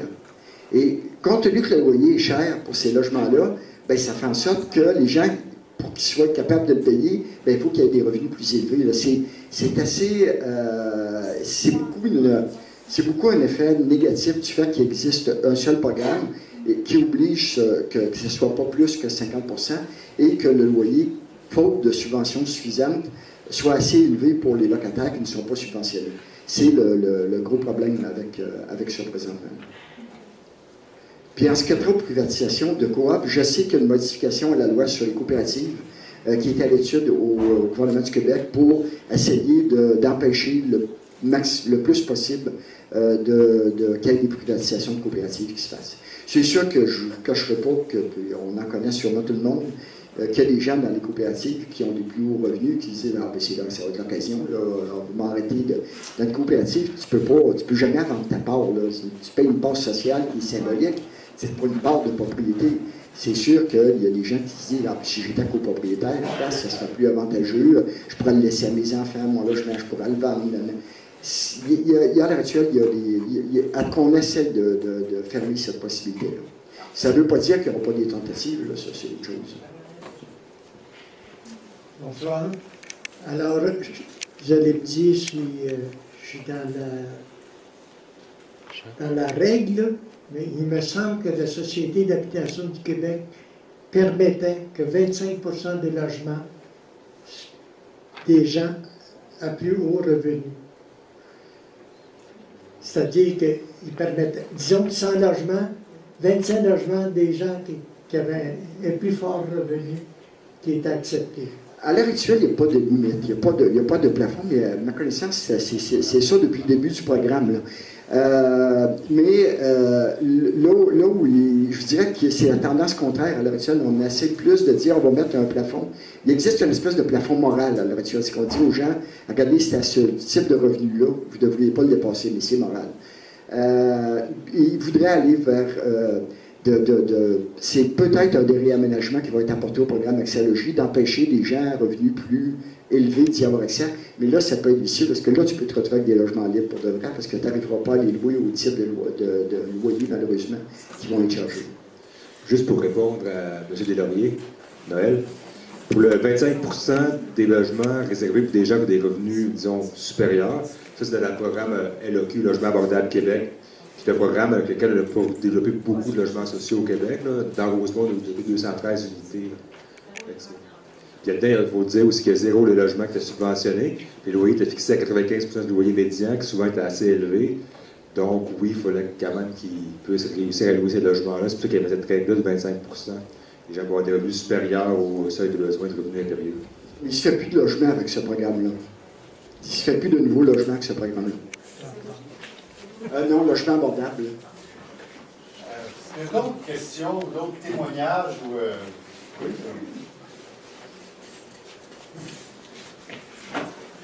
Oui, moi, je voudrais questionner davantage sur la brèche dans la loi, là, concernant la conversion, là, au lieu de procéder à une conversion directement en condo, de passer par la passe-passe de copropriété indivise, là. Donc, c'est ça, l'arrondissement nous a répondu que probablement, effectivement, elle n'aurait pas les capacités juridiques là, de faire quelque chose à ce niveau-là. Qu'est-ce qu'on fait à ce niveau-là? Est-ce qu'on monte à la ville, au provincial? Qu'est-ce qu'on fait? Bien, si, effectivement, c'est le cas, si l'arrondissement a raison et qu'ils n'ont pas cette capacité-là, bien, le palier de gouvernement qui a la capacité de modifier la loi, c'est le palier de gouvernement, c'est le gouvernement québécois, c'est dans la loi, c'est dans le Code civil que c'est là, c'est depuis 1987 que c'est fait comme ça. C'est là que ça pourrait se changer si ça nécessite vraiment un changement de la loi.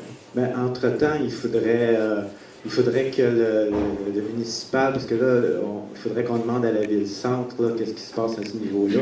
Peut-être que les arrondissements n'ont pas le droit, mais peut-être la ville-centre a le droit, je ne sais pas. Non, les arrondissements se sont fait déléguer la responsabilité que la ville-centre avait auparavant. Fait que si les arrondissements n'ont pas le droit, la ville n'aura pas plus. Là. Donc, ça veut dire un changement de la loi. Juste au micro. On a beaucoup travaillé le dossier avec Françoise David pour la question d'indivision, pour les questions légales. On a travaillé avec Alexandre Boulris aussi, parce que ça relève aussi des chartes fédérales, la question de coopération, on se met en commun pour acquérir plusieurs personnes un bâtiment, c'est là que ça se joue. Et on voyait qu'il y avait des gros problèmes juridiques et que le gouvernement fédéral, Alexandre Boulris, a carrément dit qu'il n'en était pas question là-dessus.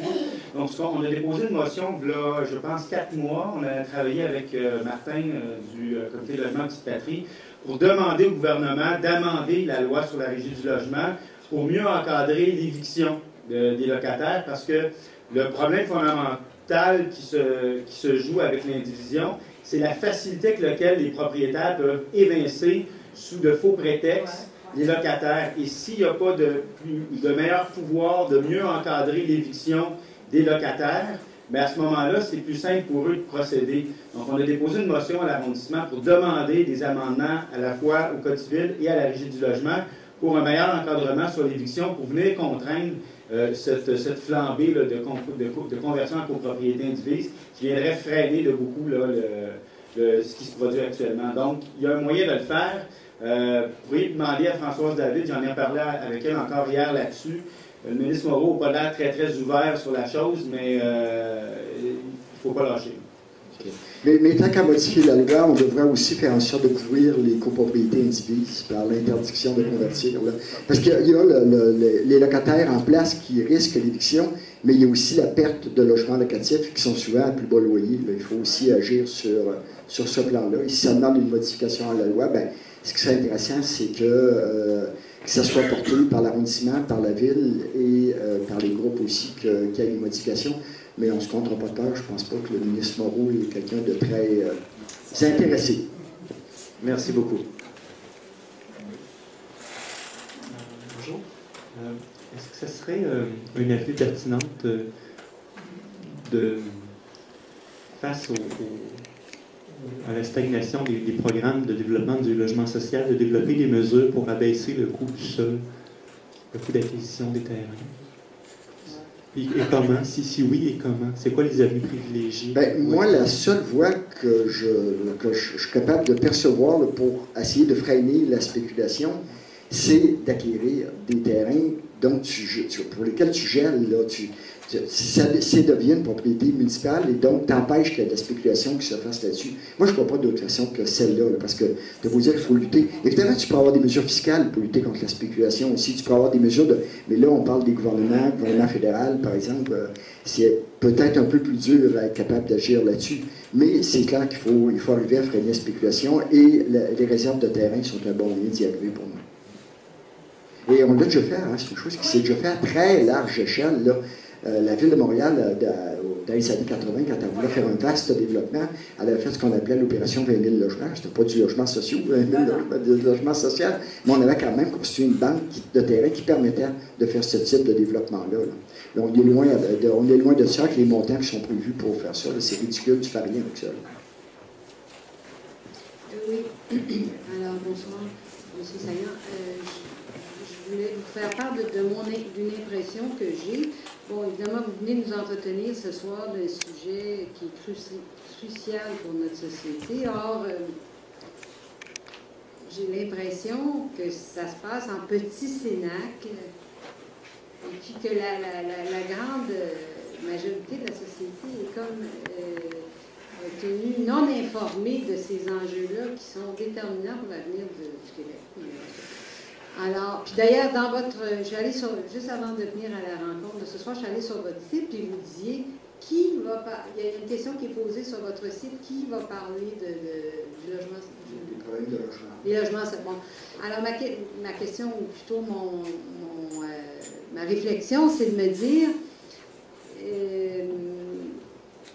c'est que ces rencontres-là, ces enjeux-là, ils ne sont pas suffisamment partagés par la société. Puis en quelque part, je pense qu'on n'arrive pas à rejoindre la grande majorité des gens qui devraient être informés.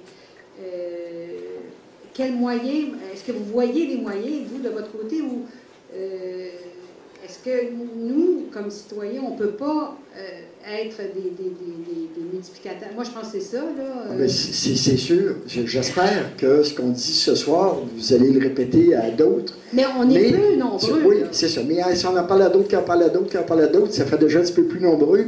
C'est clair aussi qu'on est, je dirais, un peu à la merci des médias d'information. L'information, évidemment, il y a des médias sociaux qui existent. On se parle un peu entre nous autres, là aussi, là. Si on veut rejoindre plus largement la population, on doit passer par le filtre des médias. On fait tout notre possible pour... On essaie vraiment de faire parler du problème. On en fait parler quand même pas mal, mais évidemment pas assez.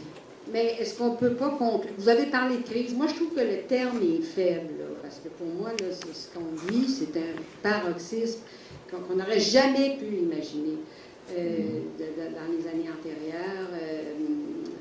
Alors, je pense qu'il y a comme une urgence là, à ce que rejoindre tous les acteurs de la société, en fait, tous les niveaux de la société. Et puis, il y a eu beaucoup d'interventions qui amenaient à, ce soir, là, des interventions qui, finalement, nous amenaient à considérer que ça prendrait un changement législatif. Est-ce qu'un organisme comme le Barreau du Québec est très, très sensibilisé au... parce que finalement, les rédacteurs de loi, c'est des avocats. Hein, le gouvernement, c'est tous des gens qui ont une formation juridique. Est-ce que, dans le cursus, est-ce que, je ne sais pas, au niveau éducatif, mettons, des universités, même des écoles, est-ce que les enjeux... parce qu'il y a un tabou social autour du logement. Là. Personne ne veut en parler. Moi, je viens ici, ce soir, j'entends des choses inimaginables, incroyables, des statistiques qui donnent le frisson. La voisine à côté, elle m'a dit, je pense que je vais partir parce que c'est trop déprimant ce qu'on entend là. Or, on entend ça nulle part. Alors, il y a comme une urgence à briser le tabou. Il y a un tabou social. Là. Même, M. le maire, je ne sais pas, cette semaine, il y a eu quelque chose, vous avez contredit les choses qui ont été dites. Aidez-moi donc, là, vous autres, parce que... Non. Il y a quelque chose... Je sais que vous avez dit au niveau... ah oui, vous avez dit, Rosemont, ben, on a des locataires, on a moyenne de revenus. J'ai répété les chiffres que M. Saillant a répétés d'une certaine manière, là, puis c'était la question de gentrification, si Rosemont est gentrifié ou non. C'est ça que je disais, là. Donc, dans le fond, je répondais à cette question, mais je niais pas que pas de problème de logement, au contraire. D'ailleurs, il y a un problème majeur. Ben, dans le Devoir, je pense qu'ils ont rapporté ça que... Dans le Devoir? Je ne sais pas quel article. Dans quel journal j'ai vu que... c'est comme si vous contredisez. Ou peut-être le journal qui est distribué dans le métro. Non, je parlais du règlement concernant l'obligation de construire des grands logements rez-de-chaussée puis d'assurer les plus grandes cours. Donc, on parlait plus de la question des propriétés privées puis des personnes qui ne peuvent pas acheter dans l'arrondissement pour leur garantir des logements publics. C'est pas important. Mais moi, c'est le tabou. Ben, conclure, c'est qu'il existe un tabou. Et puis, là, il va falloir... c'est pas une crise, c'est plus qu'une crise. Tu sais, quand les gens sont dans la rue, ils crèvent dans la rue. Là, non, là, c'est plus une crise. C'est un paroxysme, puis il faut l'envisager comme tel. Je suis tout à fait d'accord. Je peux pas dire le contraire. Il faut que ça se parle, il faut que ça redevienne. Parce qu'au début des années 80, la pénurie a fait en sorte que le monde parlait des problèmes de logement. Ça se parlait, ça faisait à la une, les médias à tout bout de champ. J'ai jamais été si occupé que pendant ce bout-là, où il était appelé à n'importe quelle heure du jour et quasiment de la nuit. Mon ami pourra en témoigner. Mais on n'est plus là-dedans, malheureusement, parce que la crise du logement, la pénurie de logement, c'était visible. Du monde à la rue, là, complètement, les familles avec enfants à la rue, c'est visible. Du monde qui paie 80% de ses revenus pour se loger, qui vit ça dans le privé, c'est pas visible, ça. C'est ça, c'est de rendre visible, c'est un peu ce qu'on essaye de faire avec notre dossier noir. Et d'ailleurs, on a un petit moyen qui est quand même intéressant. Je vous invite à aller voir ça. Dans le cadre de notre campagne, le logement un droit, on a une campagne de témoignages. Évidemment, il faut que vous ayez Internet pour faire ça. Mais où on va avoir une série de 12 capsules vidéo avec des témoignages de personnes qui vivent diverses sortes de problèmes de logement sous le thème « Le logement un droit ». Ça dure 1 minute. On a lancé un premier en ligne, on fait ça tous les 2 semaines. C'est une personne itinérante, une dame itinérante de 76 ans qui habite au Chaînon, qui est hébergée au Chaînon. Et ça parle. Et ça, c'est un moyen, justement, si vous avez Internet, évidemment, si vous êtes capable de le renvoyer à d'autres personnes pour qu'ils le regardent et qu'ils le fassent circuler. Il y a une vidéo qui a été produite par les groupes de Verdun, une espèce de rap de chanson, mais c'est rendu à 38 000 personnes qui l'ont vu, cette vidéo-là. Ça peut être fort, mais à condition qu'on fasse circuler ce genre de choses-là. Et ça, c'est tout le monde entre nous autres qui peut faire ça. Moi, je me demandais pour les 15-24 ans, qu'on disait qu'il y avait beaucoup de difficultés, est-ce qu'il y a des projets actuellement pour cette tranche d'âge-là? Parce qu'on pense beaucoup famille, on pense beaucoup aux adultes, mais les jeunes qui ne sont pas nécessairement en couple, et on sait qu'avec toutes les réformes scolaires, qu'il y a un faible taux de jeunes qui ont des diplômes de secondaire 5, un jeune qui gagne 11 piastres de l'heure, qui fait 340 par semaine, c'est assez difficile d'arriver, là. Je pense que je suis surprise un petit peu, moi, du 13 %. D'après moi, c'est peut-être plus que ça. En tout cas, je ne sais pas si c'est juste... C'est quand même beaucoup, 13 % qui paye plus que 80 % ouais, ça me surprend un peu, moi, pour Montréal, que ça joue. En tout cas, mais est-ce qu'il y a quelque chose de fait pour les jeunes? Il se fait des logements sociaux, mais je ne vous dirais pas que ça fait... Je pense pas qu'il se fasse beaucoup de projets de logements sociaux qui s'adressent plus spécifiquement à des jeunes, sinon à des jeunes en grande difficulté, par exemple, qui sont dans des maisons, par exemple des auberges du cœur, ce type de regroupement-là. Il se fait peu de logements pour les jeunes. Il y a une problématique logement étudiant, par ailleurs, qui existe. Il y a des tentatives, mais c'est très lent. Là, par rapport à l'ampleur de la demande, là, c'est très lent, là, ce qui se fait à l'heure actuelle. Mais non, il ne se fait pas assez. Ben, on pourrait dire ça d'à peu près tous les couches de population, par ailleurs, qui se fait pas assez. Encore quelques questions, les 2 questions-là? Oui, alors je suis contente que Madame ait abordé le sujet, justement, que la pauvreté, c'est un tabou. Quand on a les moyens de s'acheter une maison, un condo, bon, c'est sûr qu'il y a des familles qui ont de la difficulté à arriver, mais on ne se cachera pas qu'on vit dans une société très individualiste. Et l'autre à côté, qui est obligé d'aller à la banque alimentaire, qui se fait refuser parce qu'il n'y en a plus de bouffe, on s'en fout. C'est une réalité qui existe, ce n'est pas un jugement de valeur que je porte. Nous avons un gouvernement qui encourage ça par ses politiques d'austérité qui sont fausses, parce qu'on le sait qu'il y en a de l'argent. D'ailleurs, on est venu nous voler dans nos poches 30 à 35 % d'argent. Ça a été dit à la commission Charbonneau, c'est pas moi qui l'invente. Il y a des paradis fiscaux qui débordent d'argent. Alors, tous ces argents-là, on ne les a pas, nous. La pauvreté, quand tu n'es pas touché par ça, ça ne t'intéresse pas. Donc, Madame avait raison, et vous aussi, ce qui n'est pas visible, les gens ne veulent pas le savoir. Alors, qu'est-ce qu'on peut faire? Bien, il faut contester, mais il faut parler très fort. Alors, vous, quelle est votre vision pour l'avenir, disons, pour les 4 prochaines années? On est pris avec ce gouvernement-là. Ça, c'est un des problèmes. Quelle façon de parler fort? Bien, à l'heure actuelle, il y a encore... on ne retournera pas aux urnes avant 4 ans, mais la rue nous appartient en attendant. Oui, donc, pour moi, il va falloir toujours... Regardons ce qui est arrivé en 2012 avec ce qu'on a appelé le printemps érable, le printemps étudiant, la grève étudiante. On est quand même parti d'un mouvement qui n'était pas très gros au départ. Et au printemps, c'était rendu énorme, ce truc-là. Il y a quand même un gouvernement qui était en élection à cause de ça. C'est quand même pas bien. Là. Bon, on peut dire, au bout de temps, ça n'a pas changé tant de choses que ça. Il reste quand même qu'on a les frais de scolarité. On a quand même retiré la hausse qui était prévue de la hausse des frais de scolarité. Donc, c'est possible de gagner des choses. Sauf que le problème qu'on a, c'est qu'il faut déborder nos rangs actuels. C'est sûr, si on se met tout le monde ensemble ici, on est 50-60, c'est pas assez. Là. c'est bien évident qu'il faut qu'il y ait de plus en plus de gens. C'est pour ça d'ailleurs qu'il y a une lutte à l'heure actuelle qui s'amorce contre les politiques d'austérité. Je dis que ça s'amorce parce que ça commence, là, dans le fond, là. Et il y avait quand même l'autre jour dans les rues de Montréal, tout le monde, entre nous autres, qui organisait cette manif-là. On se disait on va avoir 3 000 à 4 000 personnes, 5 000 personnes. Il y en a eu, je ne sais pas trop le chiffre, je ne suis pas très bon dans l'évaluation de ces gros chiffres-là, mais disons que c'était au moins 20 000, 30 000, 40 000 personnes, alors qu'on attendait 5 000 au départ.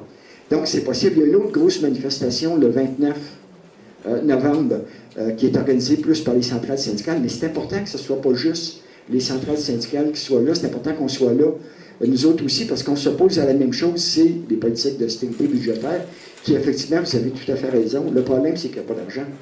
C'est pas qu'il n'y a pas d'argent. Il y en a. C'est ça, il y en a de l'argent.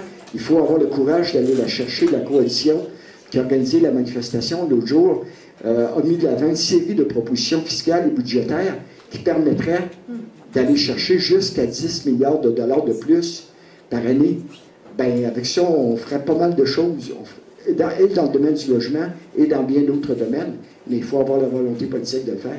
Alors, et c'est pas ce gouvernement-là qui ne l'aura pas de lui-même. Mais on peut la forcer, la volonté politique. C'est ça, c'est pour ça. Parce que le peuple, on est beaucoup plus, je m'excuse de vous couper, on est beaucoup plus nombreux que les dirigeants. Oui. Et c'est ce qu'on... À nous la rue! Et c'est ce qu'on a démontré en 2012. Oui, je m'intéressais à l'appellation logement abordable. J'aimerais avoir votre version officielle parce que, selon moi, c'est 5% de différence avec le logement régulier. Pourquoi que le terme abordable continue? Ça avait été, je pense, abordé par un parti politique. Puis là, ça fait partie de tous les documents qu'on lit.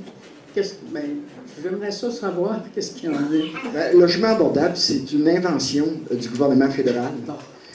C'est vraiment une invention du gouvernement fédéral qui s'était retiré du logement social, il faut le rappeler, du financement de nouveaux logements sociaux, le financement direct depuis le 1er janvier 1994, le gouvernement fédéral ne met pas un sou directement dans la construction de logements sociaux. Ça a pris 8 ans de temps pendant lequel il ne mettait pas une scène dans rien. Il est revenu en 2001, mais là, par le biais de ce qu'on appelle le logement abordable. Qui veut rien dire, à mon avis. Logement social, c'est du logement qui semble lucratif. Ça appartient à des intérêts collectifs, soit publics ou communautaires. Compte tenu que c'est subventionné, ça permet d'avoir des loyers plus bas. C'est clair ce que c'est qu'un logement social. Un logement abordable, ça veut dire tout et son contraire. Et pour moi, c'est une perversion du langage qui, malheureusement, le Parti fédéral est rendu jusqu'à l'arrondissement. Je trouve ça dommage. Et comment ça se fait que ça dure toujours et puis que ça n'a pas d'allure? C'est dans tous les documents qu'on lit. Ben, dans celui du FRAPRU, je ne trouverai pas ça, par exemple. J'ai un deuxième point, moi, par exemple. C'est que les gens de 65 ans et plus, ils pensent à s'en aller en résidence. Et puis, vous savez, c'est la mode, hein, toutes les annonces qu'on voit. Et puis, il y a eu beaucoup de baux illégaux qui ont été faits au détriment des citoyens. Alors, il y a certains propriétaires qui ne remplissent pas une section dans le bail qui est la section F. La section F, ça veut dire que c'est un édifice là, qui a été transformé et puis pendant 5 ans, la régie du logement ne peut pas rien faire. La loi 1955, c'est marqué aussi les coops. Mais là, qu'est-ce qui arrive avec ça? Je pense que le FRAPU a déjà fait une intervention là-dessus. C'est-à-dire, c'est surtout l'autre regroupement, dont le comité logement est membre, le regroupement des comités logement et l'association de locataires qui intervient dans ces dossiers-là. Nous autres, on est tout à fait solidaires avec leur demande, mais vous voyez, à l'actuel, comme vous dites, il y a bien des propriétaires qui ne remplissent pas la section F, qui remplissent d'autres choses, et là, ils ont fait des pressions, même que ça disparaisse du bail. D'ailleurs, je pense que c'est demain qu'on devrait savoir les résultats de ça, si leurs pressions ont été gagnantes ou non, mais là, ça même faire disparaître ce truc-là, alors que déjà, c'est un moyen extrêmement faible.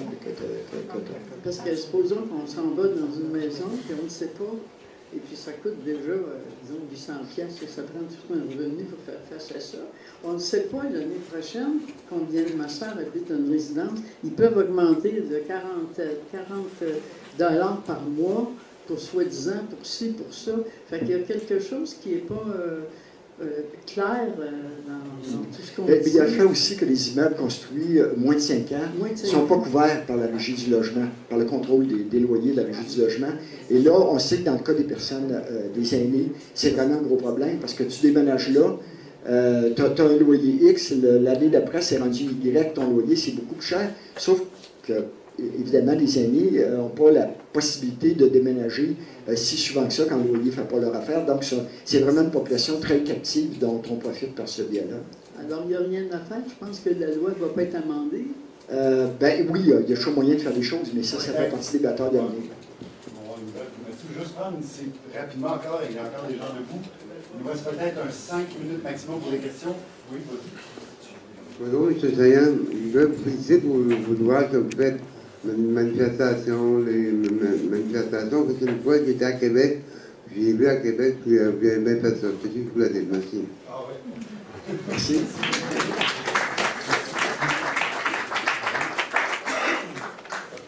Merci, M. Sayan. Je demande, premièrement, je pense que pour être compris, je rêve d'un média universitaire communautaire de grande amplitude, plutôt que le divertissement et contrôle dont on est l'objet. Je demande deux choses, si on peut, trois choses. Pourquoi les revenus des locataires diminuent en revenus constants, en dollars constants, mais encore plus par rapport aux revenus des propriétaires? Puis si ça serait pertinent, face à ça, dans les programmes, de revendiquer une modification du programme axiologie pour que les espaces où les locataires puissent maîtriser un revenu, ou même peut-être avec les commissions scolaires aussi choisir l'école de leurs enfants. Là, je rêve complètement, mais c'est ça. Mais en tout cas, au moins, c'est les écarts de revenus. Puis, je me demande si on peut comparer si on peut opposer directement les 120 milliards de dollars que la SCHL a consentis aux banques pour que les banques puissent racheter des hypothèques à risque en 2009. Si on peut opposer ça à l'aide aux locataires de la part du gouvernement fédéral. Puis je me demande enfin si ça serait pertinent d'approcher la FADOC pour faire une campagne pour que les personnes âgées qui quittent un logement privé cèdent leur bail. Oui, il y a beaucoup d'idées là-dedans. Du point de vue des revenus, là, puis vous l'avez identifié après quand vous avez parlé de la crise économique, c'est sûr qu'une des raisons pour lesquelles le revenu médian a moins augmenté en 2006 et 2011, le revenu des locataires, c'est lié à la crise économique. C'est très tard. On était en 2011, on était à peu près au sortir. La crise était moins dure au Québec qu'ailleurs, mais elle a quand même eu des impacts, notamment dans certaines régions. Mais ça frappe moins les propriétaires, ça frappe plus les locataires? En tout cas, les propriétaires, du point de vue du loyer, il n'y avait pas de problème à l'augmenter. Non, ils n'ont jamais de problème. Mais les autres idées sont très bonnes. Là. Il y a matière à réflexion dans tout ça. Par rapport, c'est vrai qu'il nous manque, là, quand on a de l'argent, on aurait moyen de faire autrement, parce qu'il y a le déni politique, puis il y a l'affirmation politique, là. Mais les étudiants, on en prend beaucoup dans le milieu communautaire, en stage universitaire, fait qu'ils devraient nous aider en droit à faire des choses qui les concernent tant, parce que souvent leurs études n'est pas payées, ils ont des bourses à rembourser. Et puis, la politique familiale aussi, là, il y a beaucoup de séparations et de divorces qui amènent de la pauvreté, hommes, femmes, enfants. Puis ça aussi, les étudiants en psychiatrie et psychologie devraient nous aider aussi. Il y a moyen de faire autrement. Ça, c'est vrai, puis en ont de l'argent. On est tanné de se faire passer cette crosse-là puis de nous faire manipuler de même. On est capable ensemble, les étudiants en stage avec nous autres, puis ceux à leur retraite, qui sont juges et avocats, ils peuvent nous aider dans faire une cause unique là, devant les tribunaux pour dire que, tu sais, dans le logement, d'arrêter. Oui. Vous avez la question? S'il vous plaît, vous avez dit tout à l'heure que les subventions ils vont être coupées par le gouvernement parce que le fédéral il refuse de payer. Maintenant, la province à suivre le fédéral. J'ai entendu ça depuis très longtemps qu'il y avait une pétition, ou je ne sais pas, pour faire un registre de loyer pour les propriétaires. De nouveau, parce que il y a des anciens propriétaires qui vendent leur bâtisse, et le nouveau qui vient, il va mettre tout le monde dehors et il va augmenter le loyer, surtout heureusement. Ça, Je ne sais pas, est-ce que vous avez fait ce projet, ça a avancé ou ça... il y a une autre question, s'il vous plaît. J'aimerais bien poser la question au maire. Combien de permis pour autoriser les condos ici sur Rosemont et combien vous avez donné pour les maisons sociales? Ben, je ne sais pas si vous voulez... Voilà, on peut pas de problème.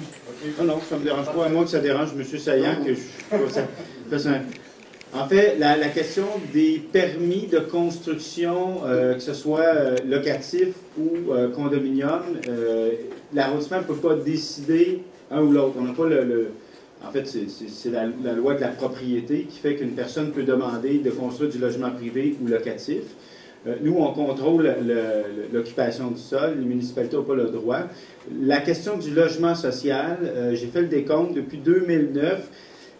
Avec les logements qui vont être construits au-dessus du métro Rosemont, bientôt, 250 unités de logement social pour personnes à mobilité réduite, on se retrouve en mise en chantier éventuelle d'un peu plus de 600 unités dans l'arrondissement depuis 2009 avec les projets en appliquant systématiquement la stratégie d'inclusion. Et comme j'expliquais tantôt, le problème, il y a deux problèmes. La question du financement du gouvernement du Québec, qui est anémique, et la question de réserve de terrain. Et là, on se retrouve pris avec la volonté des promoteurs qui deviennent des propriétaires privés. C'est pour ça qu'il faut que la Ville devienne propriétaire carrément du terrain pour qu'on puisse faire uniquement du logement social. Mais même si on acquiert, mettons, 14 millions de terrains à Montréal, s'il n'y a pas de fonds pour financer le logement social à Montréal, les terrains vont rester vacants. Donc, c'est un problème fondamental. En ce qui a l'autre question sur le registre des loyers, si je comprends bien la question, c'est une demande qui est portée là, aussi par l'autre regroupement, là, qui est le regroupement des comités de logement et des associations de locataires du Québec. On appuie cette demande-là, sauf que je vous dirais qu'avec le gouvernement actuel, je ne pense pas qu'il y ait grande lueur d'espoir qui aille dans ce sens-là, malheureusement. Donc, il va falloir que la pression soit forte, mais on a vraiment... on a un ministre de l'Habitation qui n'en est pas un présentement. C'est Pierre Moreau, le ministre de l'Habitation. Si vous l'avez entendu parler d'habitation, vous n'êtes pas pire. C'est parce que vous y avez rêvé, parce qu'il n'a pas parlé. Il n'en parle pas, il ne s'en occupe pas. Il s'en occupe pas, c'est... Parce que les loyers, ils sont augmentés, les subventions, il n'y a plus... S'il n'y a plus, les gens ne peuvent plus habiter. Ben, si ça, c'est une évolution à nous, alors on peut créer en face de ce bureau pour comprendre que les gens, ils sont tannés. Parce que la population, elle devient, excusez-moi, il devient vieux, les personnes, les loyers sont chers. Et c'est pas tous qui peuvent se permettre de payer un loyer ou dans une maison de vieillesse. Ça. Mais la perte, bien un vieux resterait chez lui jusqu'à sa mort. Oui. Juste dire que la perte des subventions aux logements sociaux existants, c'est un autre dossier. Et à l'heure actuelle, c'est surtout le gouvernement fédéral qui est en cause là-dedans. Là, et on est dans une année électorale l'année prochaine. Il y a des partis qui aspirent au pouvoir, qu'il faudrait bien qu'ils prennent des engagements très clairs de poursuivre les subventions, de faire le contraire de ce que fait le gouvernement conservateur présentement. Et c'est une bonne période, des périodes avant les élections, il ne faut pas attendre dans les élections, mais mettre sur la pression sur les partis d'opposition là-dessus, tout en continuant les pressions sur le gouvernement fédéral. Là, on a vendredi, justement, une manifestation. C'est une manifestation double, parce qu'elle ferait plus divisée en deux, pour une fois. C'est-à-dire qu'on a une partie de nos membres qui vont aller manifester à Saint-Félicien, qui vont déménager des meubles devant le bureau de circonscription du premier ministre Couillard. Et pendant ce temps-là, il y a des groupes, dont le comité logement Rosemont, qui vont à Ottawa pour déménager des bureaux aussi. C'est la même chose, mais cette fois-ci devant les bureaux du premier ministre Stephen Harper. Et c'est vraiment un des gros objectifs de ça, c'est la question de la poursuite des subventions à long terme, parce que c'est dramatique, et ça, je vous le disais tout à l'heure, ça vient vite, ce truc-là. Et si on laisse passer trop de temps, ça ne sera pas possible de revenir en arrière. Merci beaucoup, François. Merci de la...